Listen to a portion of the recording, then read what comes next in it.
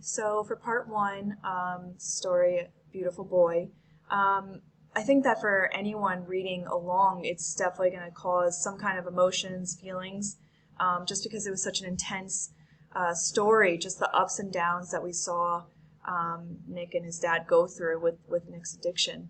I think for me, I know that addictions is not the area that I want to work specifically in. I know that addictions will most likely in some aspect touch the clients' lives that I work with, whether it's because they have a family member that suffers from addiction, or they're using themselves to take the edge off of things, with marijuana being legalized now. I work at Mobile Response, and I would say more than half of the cases that we get involving teenagers as young as like 11 or 12 sometimes, their parents have found vapes with weed. They found joints. So it's just so accessible right now that kids are able to get their hands on it way younger and way more easily than they were before. So I know it's already, a part of what I do professionally. So addictions is definitely a really important area for sure. But I know for myself it's not something that I want to specifically work in just because it's so challenging, as we read in the story of The Beautiful Boy. I think the thing for me that probably stood out the most of the story was it definitely brought up some feelings of resentment that Nick just took for granted how much effort his father was willing to put in to help him get back on to get clean and to get healthy again.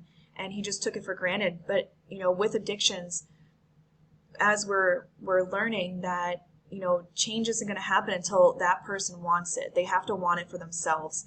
And that's what's one of the hardest things for family members, for friends, to witness and experience their loved ones go through this. That's what makes it so challenging.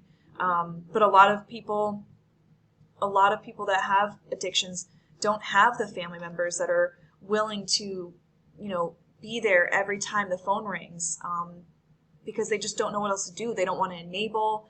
But Nick really had his dad there the whole ride, and he really just took it for granted.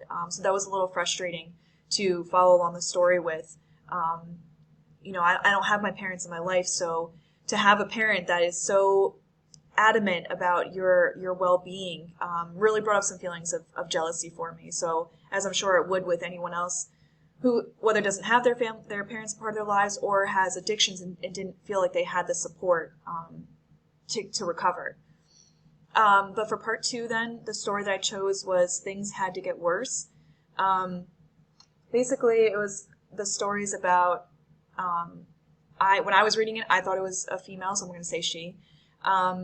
Basically, she found out when she was a little bit older that her father was an alcoholic, and she really just started hating things. She just started hating everyone and everything, and things had to get worse for her before she could really start noticing that she also had faults herself. Like, not only did her father, have these faults, and this is the reason that he had the addiction to alcohol, but she also had faults herself. And she talks about how one day she felt like she finally came across a woman who cared enough about her to listen. And as she was lying to this woman, I guess, about her story, she saw something in this woman. She saw that this woman just had genuine happiness and peace. And this woman that she was talking to had a relationship with God. And she just saw this peace that this woman had, and she really wanted it for herself.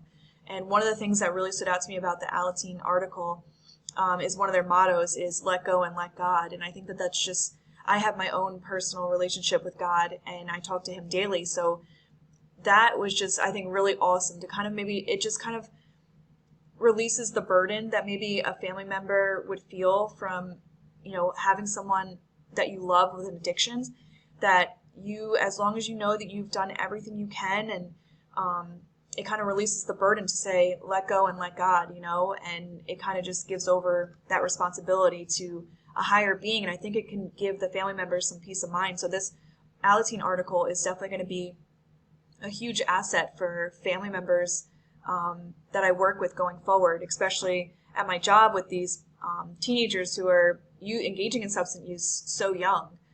So the Alateen article was really a good read. for sure. All right, thanks for listening.